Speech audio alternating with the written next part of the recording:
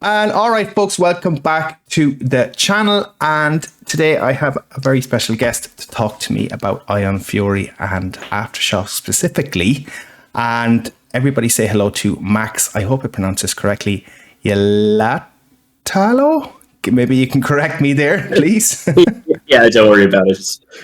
Max Ylitalo is how we usually say. It's a Finnish name. Nobody gets it right, but yeah, don't worry about it.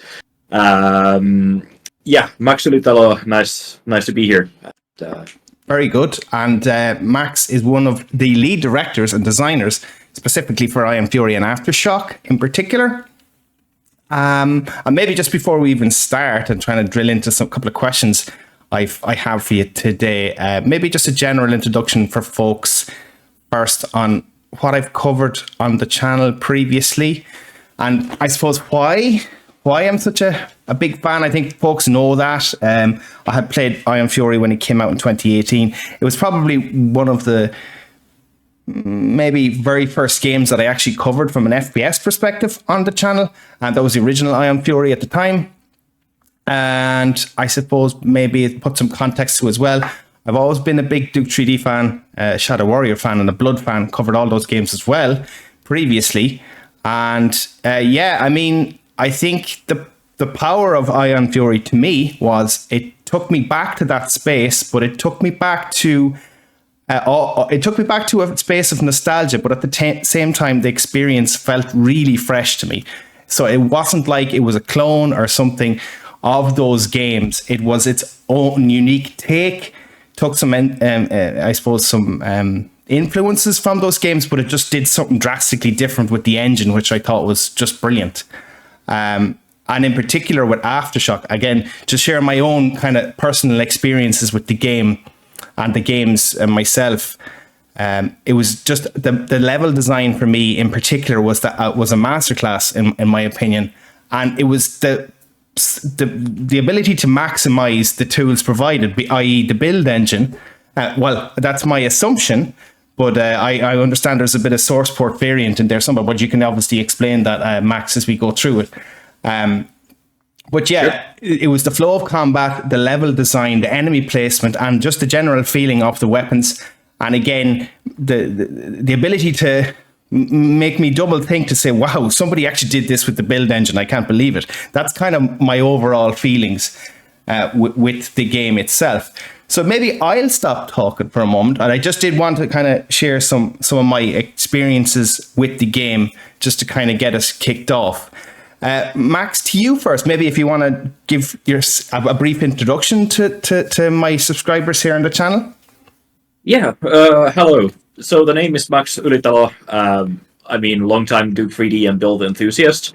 So in the same way, we're big fan of Duke 3D, Shadow Warrior, and Blood, and like Redneck Rampage, and all those like build games. I basically grew up with those, and kind of like I guess like when it comes to Ion Fury and Aftershock, I've been kind of like I came originally through like level design background, and originally like when I was young, I used to like even when I was like I think I was 7 when I started doodling like levels on grid paper, like 7. Mario like 2D platformer levels, and just doing it on grid paper and imagining like sometimes city areas and something you can imagine like on a 2D top-down GTA game as well. So just like I used to love designing worlds and like imagining like layouts and whatnot, and even did like limited Duke 3D and Doom style like designs top down. But when it actually came to the actual level creation itself, must be like a couple of years later when I started with Action Supercross, like a really old DOS game across,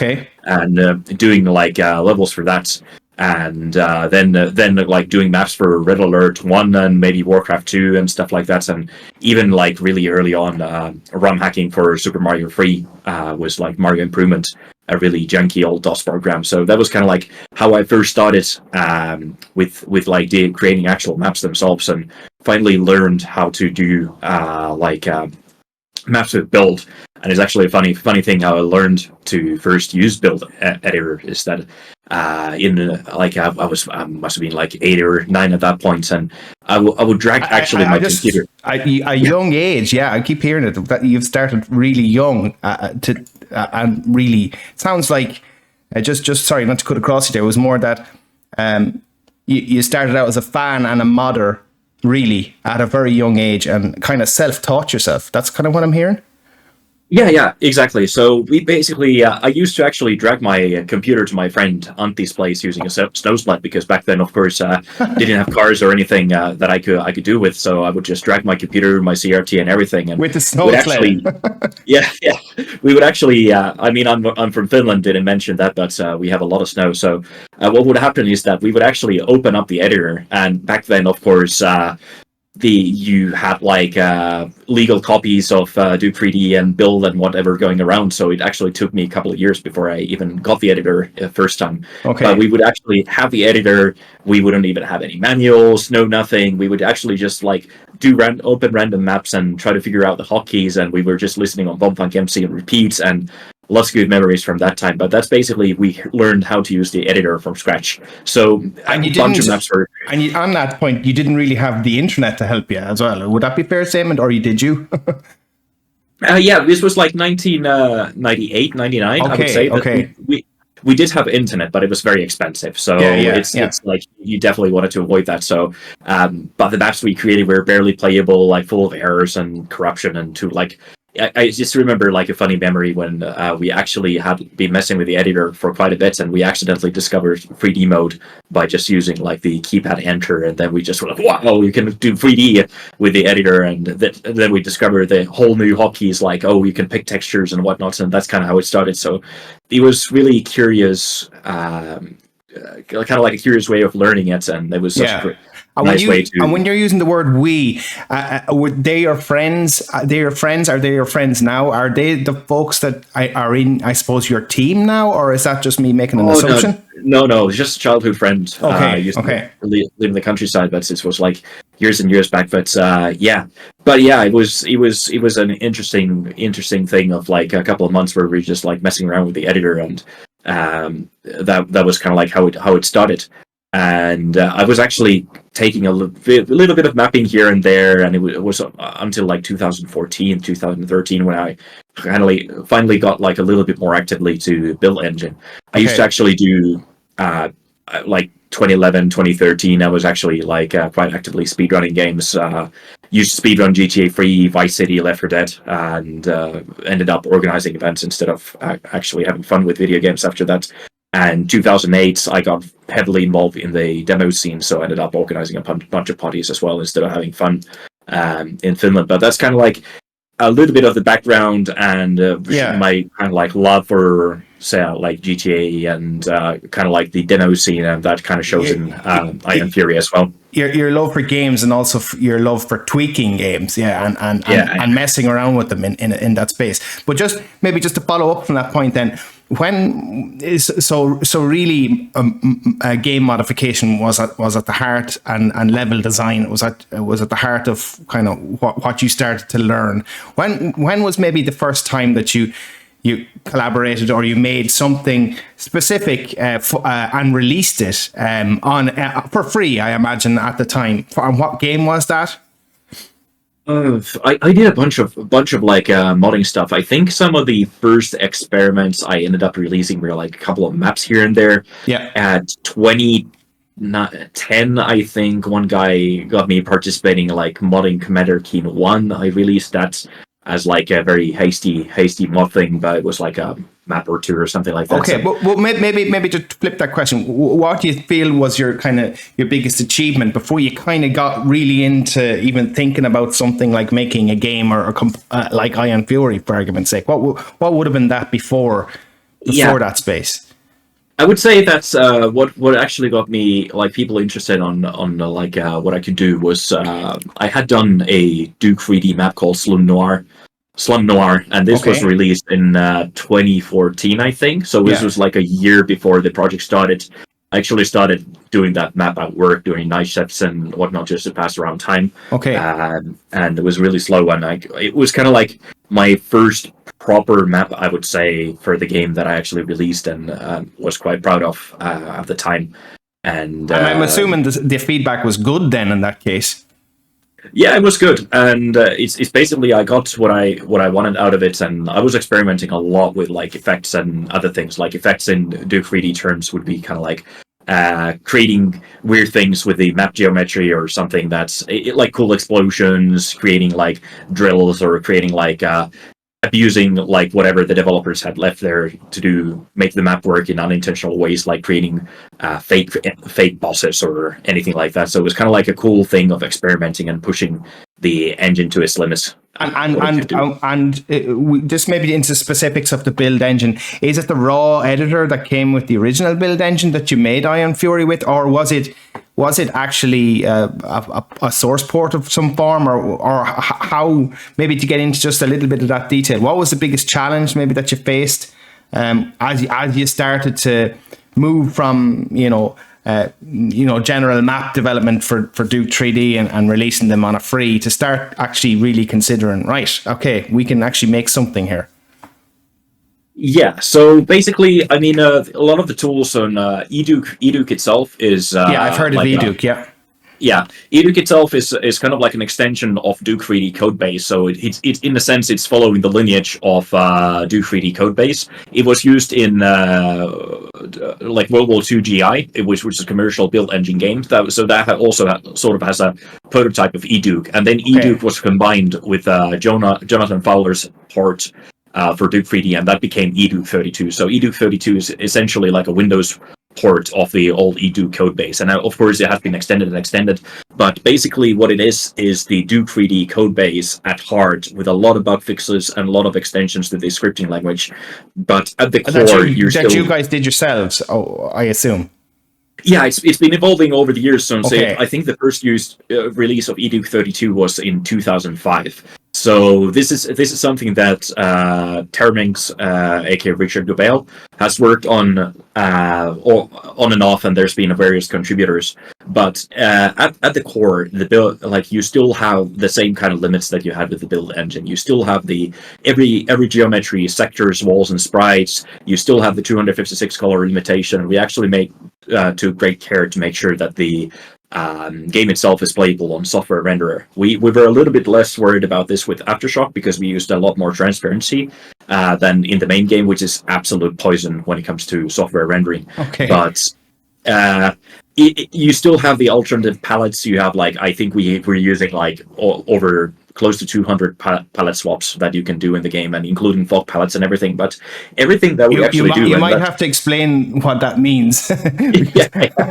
yeah. So palette is basically where you have, like, let's say you have a light source and you give it a palette, let's say 1, and it's going to turn red, and it's going to basically map all the colors that you see there to a red range. So in the old days, you had like 256 colors that your graphics card could do at maximum, and you would reserve like a range or specific ranges to be color swapped to something else. So just like you see on old games, you have a let's say enemy with a red armor, enemy with a blue armor, enemy with a black armor, and that would be like increasing difficulty. So that's the idea behind palette swaps, is that you reserve a range, so the enemy would maybe natively have a blue armor, and then you'd swap this blue color to be something else. Okay, so you don't have to, it's nearly like a sprite that you can just at will change color without actually changing it in entirety. Is that's kind of what I'm hearing?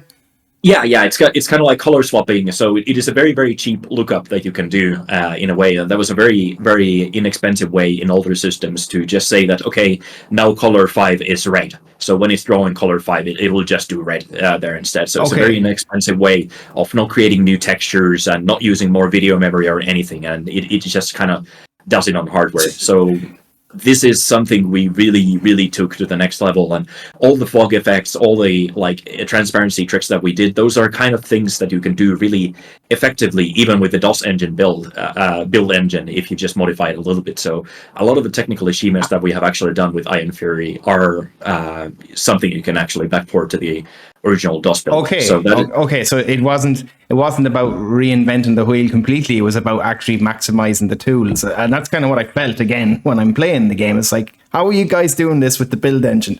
Kind of, at a high level, that's how I feel.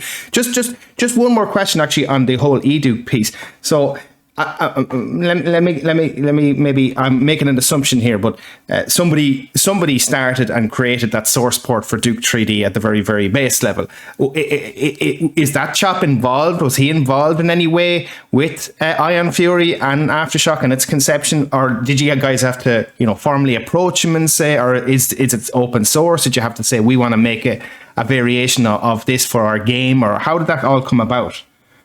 Yeah, so the project lead and the owner of Voidpoint is actually Terminx, like I mentioned earlier. Okay. Sorry. And yes. Hendrix is the co-owner, so they're actually the co-owners of Voidpoint. So in this case, they are the leads and the kind of lead developers of eDuke 32 as well. So okay. we got the engine through them, and they also have like pretty good relationship. Especially Richard has a pretty good relationship with Ken Silverman, who's the original author of Build Engine, and his response was basically, "Yeah, you can use the engine, just do not contact me if in case you have problems with the engine." Yeah. So, but he's a very nice guy, and basically we are currently like all is like eDuke 32 contributors that have contributed there. So there is a share that is of course going to the engine itself when it comes to the income. So it definitely sounds then that's kind of a real core Duke 3D community behind the spirit of it all, in essence of actually creating the game, the source port and everything else that's involved in it. And maybe that's a good point to kind of start moving into actually, let's talk about, I want to talk about Aftershock specifically more so today, because I feel it's a game that not enough people played for some strange reason, even though it's probably one of the best games I played when it came out, i.e. the follow-up to Ion Fury. So maybe a couple of questions here on that. These are kind of basic questions, but I do kind of like to get to the core of it. Why did you call it Aftershock? Any particular reason behind that?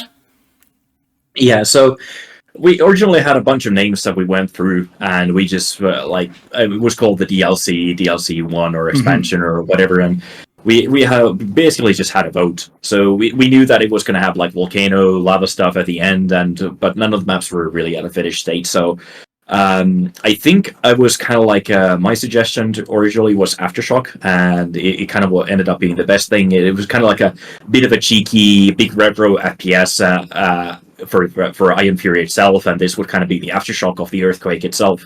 So it was kind of like tied to that being like we're back sort of. The naming to me and the feel of the whole, I didn't even like to use the word DLC, because when I actually played it, when I beat it, it's like it was a little bit shorter, but it was still nearly a direct follow-up to Ion Fury. It didn't feel to me, it felt like something akin to an official expansion pack that I used to remember. So I have my favorites, which have been Half-Life Opposing Force being one of them. The Quake expansion packs, even some of the Duke 3D expansion packs. I remember the one. Where's the one? The one is There's one in Christmas. I can't remember. It's all in snow or something like that. It was like a 9-pack. Yeah, Nuclear Winter. Yeah, Nuclear Winter. Yes, that's it. Yeah, but it felt more akin to that than just saying simply DLC, because DLC can be anything now. It can be like somebody gave you a new weapon skin. It didn't. It really felt like an official add-on and took me back to that place of I nearly bought a new game on top of the game that I love. If that makes sense. So like on to that point of learnings. What did you learn? 'Cause I think I recently went back to play Ion Fury in preparation for this. I had only recently replayed Aftershock maybe about 2 or 3 months back, but I said what I also wanted to do was play some Ion Fury and try and understand how I would feel going back to play Ion Fury. And there's definitely some, I would even say in some aspects, some vast improvements for, not to say because Ion Fury is brilliant, but I think there's improvements that are very clear when you play Aftershock after maybe playing Ion Fury and vice versa. And in particular of how even more expansive the levels felt. So what did you learn from the original game, and how did you try to, what was the basis for let's do more of this, or let's make this even bigger? What did you decide to improve, I suppose, on all aspects to make Aftershock is kind of what I'm getting at. First thing is that we learned absolutely nothing when it came to time management and Okay. and keeping our project in check. So it ended up becoming much bigger than we originally planned. So Yeah. it was. I wasn't really that much originally involved. Like I was a little bit lesser involved with the app or started the Aftershock, but we basically had a lot of ideas for the main game that we wanted to do a little bit differently. So the main game started with the planning itself went through a lot very differently compared to Aftershock, and we had much more freedom with the Aftershock how we wanted to do so. But we decided that we're gonna do like let's say a couple levels here and there, and then like release it within like a year or two at most, and that was the original plan. But just like the original game, it used to be a 6+1 level, like 1 hour episode originally, like a throwaway thing before it turned into a full game. Aftershock sort of was meant to be a little bit more casual, but it ended up expanding. So the main thing I would say the improvement would be that we wanted to have very heavy emphasis on thematic elements. So textures, beats, and such would be exclusive to areas.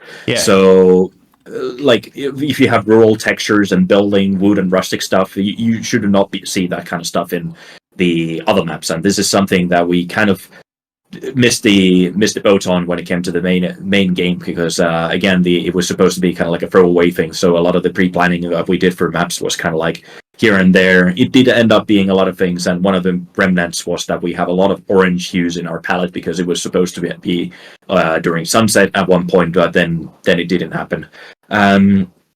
But what helped is to have a sensor's progression. I would say that sets the Aftershock apart with the kind of gimmicks. I mean, every build game is known for having like a gimmick in their maps, be it a concept or something. It's heavily like concept heavy when it comes to a map, and this is something I think we succeeded much better with Aftershock.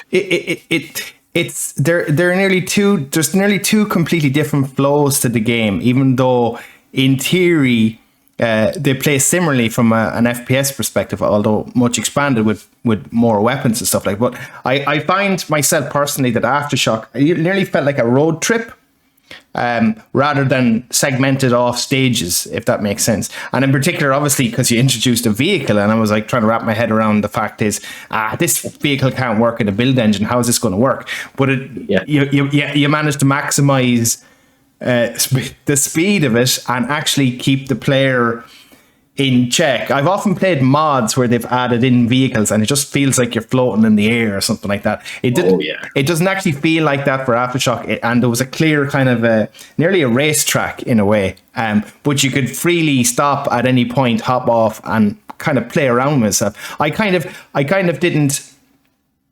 I found myself not wanting to rush through it, because you could have got, like, you could get so much game out of it if you want, or you could just plow through certain sections with the vehicle, as one example. But I like the fact that I had that choice, and to me, it just put a bit more emphasis on control of what I wanted to do, rather than just going from point A to point B and getting a key or something like that. Do you know what I mean? So that's kind of that's how I felt about it. And maybe was that kind of the idea? Was that something that you kind of wanted to change up about the original flow of the game? Yeah, the original flow, like, we wanted to have a little bit more self-contained and in a sense a little bit generic. So Mario 3 is like my like one of my design philosophies, is that you can describe pretty much any level with just a few words, and you kind of immediately know what map you're talking about. So let's say a map where you run away from star to star across deadly plants, or everything is giant and underwater, or an eerie castle that takes you to the sky, or that hard vertical auto-scrolling platform level with floating fire enemies that chase you. It's the same thing as that we have brewery, bar, construction yard, mall, canal with loaded bombs, town with a church or sawmill, and so on. And when it came to the like bike itself, this is actually something we originally planned for the main game, and we couldn't have it there. So this like, we knew that we wanted a kind of like a water change through the canals, but we didn't really know what to do with it. So originally the bike was supposed to be just for the city levels, kind of like the Duke Nukem Forever DLC, where Davox also worked Leonardo Pellegrini. And he did the DNF 2013 DLC bike map, but for this iteration, we kind of wanted to be like a canal thing, and that was great. But it ended up being the city thing, which was kind of like the DNF thing, and then the canal thing, and then we decided, okay, we're gonna have like one canal map be a little bit more faster paced, and then a little bit slower paced, and then have like a boss map. So we kind of wanted to have like 3 different sort of modes for the bike in the end. So it's not just like you have the bike and that it's kind of like root canal or something like that. I was going to say it gave me at points in times feeling of a root canal from Half-Life 2, because I always like the idea that you're never just going to plow through a racetrack. There's going to be a point in time that actually, do you know what? I need to stop. I need to go in here. And yay, I get to explore what might now be, a standard flow FPS level. And then I know I'm getting back on the bike to move forward again. But I always like that idea that there's points in time where I can stop and enjoy what I would consider a standard feeling FPS level or something like that. And then you're back on the bike and you're moving forward again. And it gave me that feeling, which was pretty cool. Or maybe to put it into other words, a sense of discovery when you get to stop. Definitely, and we wanted to give you like a overpowered weapon as well, so it never feels like a chore. That thing you feel happy you feel happy being on the bike because you can just push the wind, like just tap, and everything. I think we're free from spoilers too, because I was really happy to say that you actually get to use the weapon after the bike. I was like, yay, I actually get to take this with me now. So, but because I was kind of disappointed, it was like, oh, the weapon is gone, but actually no, it's not, because you end up getting it. So that's probably a little bit of a spoiler for folks that may have not played it, but yeah, you get, if you're listening to the podcast, you got to expect that we're going to spoil something here. But anyway, but yeah, that was another kind of yay moment. Even kind of gave me a little bit of a feeling, if you remember like the gravity gun in Half-Life 2, and then it's like suddenly it becomes like this mega weapon. I kind of got something similar feeling to that. It's just like, yeah, I get to bring the mega weapon with me in a way. Anyway, back to the point at hand. What I kind of wanted to ask next was more so about the project. So, I mean, it sounds like the level of effort and hours that went into this was massive. So, was it self-funded? How did you guys fund it? How many hours are you talking a week? And look, what did the working week look like? And maybe you can share that with us. Yeah, so basically, none of us are really like game developers full time. So yeah. I actually work in IT full time, but it's aside from little help here and there, we mostly pay everything out of our pocket. So it's like no monthly running things or anything, and anything that we're kind of like running. We had like a couple of guys who were kind of like running on a monthly funding, but that was something that one of us paid every month out of our like whatever income we had, and otherwise. So basically we didn't really have hours, we didn't have these and that, and there was kind of like no proper project management in place, which would probably be better in retrospect, so we actually get games out on time. But but to be fair, and to cut across you, we've often heard that before, and games are released and they're still not functional and or otherwise. I think from a perspective of having a long development time, but releasing something that is just like, okay, this is perfect on release. What's going on here? That it was nearly. You're saying you didn't have a project management style, but you took your time, and when it was ready, it was done. That's kind of what I'm feeling there. Yeah, there were definitely bumps in the road, but yeah, in the end, it was kind of like we had to get the game done because all the income and development requirement was like completely based on royalties, and still is. PS by our game, but yeah, exactly. Yeah, I'll be doing another giveaway soon, so I'm going to be buying a copy to gift to someone. But anyway, I wonder if everyone's listened to all the podcasts and who will pick up on that in the comments. But anyway, but yeah, it was a lot of fun because it ended up being that we at the same time we had a bit of pressure, but at the same time we didn't really have pressure, and the expectations were really more about us doing what we wanted to do, and we really got to execute ourselves in the end. And especially with Aftershock, we're like really extremely happy with the product, and despite them not snorting coke in somewhere in an island with swimming in millions. I'm happy and proud of what we accomplished. Absolutely. So like, how long? Just before we finish on that topic, how long did it actually take to start and finish Aftershock, roughly, from the point in time? Can you think? Main game we started 2015 and we got released the game in 2019. In a sense, Aftershock, I think we did pre-production started almost immediately, but it wasn't more than tossing ideas until like the start of 2020. Okay. There were a couple of bits where the progress was really slow, and I think end of 21 and start of 22, I started jumping more on the project. So I was sort of doing like a lot of the project management stuff for the main game as well. So it seemed to help, and things got like quite a bit back on track, and like it was looking really good at the start of 2023, but there were like lots of missing gaps in 2023. So I basically just ended up going on like game development goblin mode and just finished a lot of it. It sounds like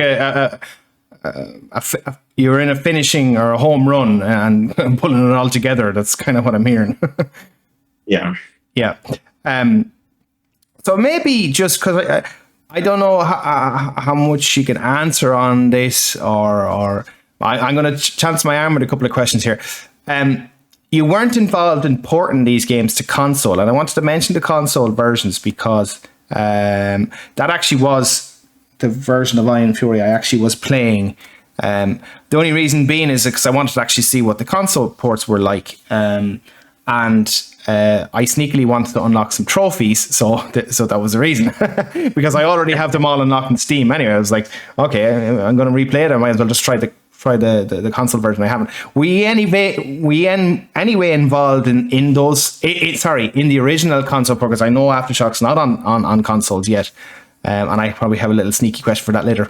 But, who was dealing with, the likes of Microsoft and Nintendo, Sony? Were you involved in any of that? Or who actually managed any of that? If you even know? Or Yeah, so the console ports were basically originally even supposed to happen, and we didn't plan at all. And 3DR basically announced them, and kind of ended up being their thing. So we really don't have any experience with console development. We don't have any. Most of us don't even have it like any modern systems. Hell, I stopped like PS2 was the last serious console I had, but I would say the biggest consideration is that we accounted for keyboard only players, which kind of translates to gamepad. Is that we like had scripts and whatnot I developed to make sure that buttons are always level with the player, so they don't have to look up and down and so on. But we mostly test with keyboard and mouse. So it was General Arcade that actually ended up working on the console ports, and that was already like the second attempt at that point. So we really didn't have much involvement aside from getting like one or two test builds and maybe a little bit of like back and forth when it came to like porting the code or something like that. Yeah, I imagine there was some engagement because obviously you guys made the games originally on PC. So okay. But they really took lead. They really took lead on it and kind of just and maybe reaching out to you guys for help. That kind of sounds like more so. It was unfortunate that we didn't have like the proper final say near the end. So there were like some things that could have been a little bit better with the console ports, but that was like because we just didn't really see the final product until but it's good to clear it up for folks. Again, some people might assume otherwise, and I assumed as well. You guys must have been involved in the console ports. And it's clear that you only had some subtle input into it, and there was a completely separate team managing those ports. But just more so to kind of clear it up for folks. So I don't really think there's any point in me asking about question if Aftershock's coming to console, because that sounds again like something that they would have to do. But maybe just to flip that question a little bit, are we going to see an Ion Fury or Aftershock sequel on PC, or are you working on any new games? And I don't know whether you could say anything or not, but I was asked to ask this, so So what I can say is that regarding Aftershock and regarding Ion Fury, the IP, I mean, it belongs to 3DR, and with the recent events going on, we still have like no clue what the future holds for it overall. So in other words, like for us, as Void Point, we have like no plans to continue with it because it is not our IP. Yeah. So we really can't say much about that. So like, No, that's fair. That's fair enough. yeah. Um, Yeah. Regarding new projects, I am actually taking a break. So 2023 was kind of rough. So Yeah. I'm not really in the loop. a regarding well-earned break, projects. obviously. Yeah. So I'm not really in the loop when it comes to Voidpoint. We're still like in active communication with Iron Fury here and there, and we still plan on doing like updates here and there and so on for the game itself, because we still love the game and we still want to do like some stuff for it. But regarding like a sequel or an expansion, I am doubtful about that. Oh, I think everyone is going to be sad to hear that. Well, anyway, look, you didn't say never or anything like that, so we'll try and put a positive spin on it. Let's maybe just finish up with maybe a couple of more light-hearted questions. What's your top 3 games and why? Or can you even answer that? Maybe I've asked this before. Maybe I should say what are some of your top games and why? I'd rather just put a number to it. Yes, I would say like it probably like is some Mario 3 is that inspired a lot. Legendary, and yeah. it kind of peaked, and I feel like everything else has been kind of like a step backwards. And the really games themselves are like a separate category, but it's just plenty of challenge and just really, really, really good design. Like I mentioned earlier, is that every level is memorable and so on. I would say Mario World 2 and Rayman would probably come as other titles in the group. And Rayman 1, is it? Yeah, Rayman 1 on PC. I've been taunted to stream that a couple of times, and because people like to see me suffer on stream, by the way. So that's one I need to play. But you're saying it's good, so yeah, it's brutal, but it's really, really amazing music, graphics, and everything. And I feel like these games kind of like nail down the platforming and whatnot. And of course, Duke 3D. Yeah. That would be kind of like my second thing when it comes to a second pick, and it's so full of like inspiration when it comes to level design and just unmatched like dystopic atmosphere and just going on. It's just like my template when designing game worlds. And of course, other really big inspirations for me like are Half-Life 2, Doom 1, and Max Payne 1. So there's just have examples of masterclass when it comes to level design and just game design and everything. And every time I do something, I just think back to these games and kind of like take inspiration from those games. You will always pick up and play again. I think it's a hard thing to say about a lot of new games at the moment. You know, because everything seems to be about length and longevity and not replayability. That's my personal opinion.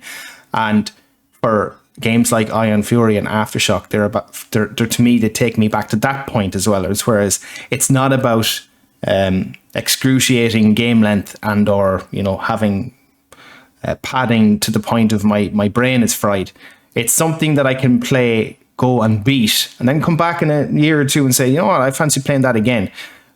So we want more of that. So I really like the design with older games, because I think like one of the things that kind of has been forgotten is that the designers had so much control over the final product, especially when it came to level design. It's just a level designer could have a funny idea in the middle of the night and just literally implement that, and the next morning it would be complete. There would be no requirement for artists or anything to get kind of the idea, because you kind of have the full control. It wasn't about one guy doing blockouts for the maps and the other guy doing set dressing and then doing an art pass and so on. It was literally, you had full control over the whole process. So it's just like how people talk about adventure games when they just have this funny idea and they would just get together and just have this really stupid 4 a.m. joke thing that they kind of implement in the game, and that becomes like very memorable because it's something they had full control over and they could just do within like 2-3 like hoodlums could just complete it and get it done. You triggered a little question in my mind just before we nearly finish up here, but I found a couple of hidden messages in the original Ion Fury after my replay. Did you have a hidden message in the game or in Aftershock? Maybe? Oh, really, it's like all of us just hit whatever like text there. Maybe whether it's like debug text or just saying like you're not supposed to be here. Yeah, something like that. I was wondering, were you involved in any one of those? The one thing about Ion Fury and Aftershock was like, man, you got to search deep for those secrets. It's like you could spend about 10 minutes on the same level going, come on, where are they? And I maybe found 20% of them or something like that. So, and I don't want to look them up either. So, but I'm just wondering, can you think of one specifically, or maybe I'm just putting you on the spot? Like one of the secrets was what was added in the preview campaign. So there was like the vent, and you could actually push a chair near the end of the office block section in the preview campaign. And if you push the chair up and you went there, there was like a sign like, okay, you push the chair all the way here, and then it gives you armor shards. So that was actually the result of a playtester finding that you could actually go there with a chair. Okay, And cool. I found it so funny. It was like, okay, you got it. And on the next version, I would just add a thing there that, okay, they went there with the chair, and that's kind of like the reward for the exploration. I have to find that now. I'm going to have to do that preview campaign just to find that one. Very cool. Yeah. Oh, well, lastly, let's just again, I'm making an assumption here. You play games in your pastime, or is it like, no, I don't want to put any more games because I've been modding so many times? Yeah. The more recent ones I've been playing are kind of like, of course, Helldivers 2 has been kind of the thing played so up, and Vermintide 2. So it's kind of like I just enjoy playing co-op games with friends and chilling out. Chilling out, and I feel like the co-op is kind of like a genre it's sort of rediscovering itself. But I just love like games like it's definitely rediscovering itself with Helldivers 2. You know, I kind of stopped playing a lot of multiplayer games because I couldn't find really that experience that kept us going. But it was great to sit back with friends again and play it. So I fully understand where you're coming from there. But I tell you, it's been great talking to you, Max. I really appreciate you taking the time to sit down and chat with me. Folks, just to I shared some details anyway of Max. He's on Discord if you ever want to reach out on the 3DR Discord, and that's how I reached out to Max to get this conversation going today. So really appreciate it. It's been great talking to you, and that's it. Thanks very much, Max, for taking the time. Yeah, thank you, and thanks for everyone for listening. We hope for more Ion Fury in the future is what I'll finish on. I know you're not feeling it right now, but we never know. I'm allowed to say that at least, am I? Yeah. Okay, very good. You never know. Yeah.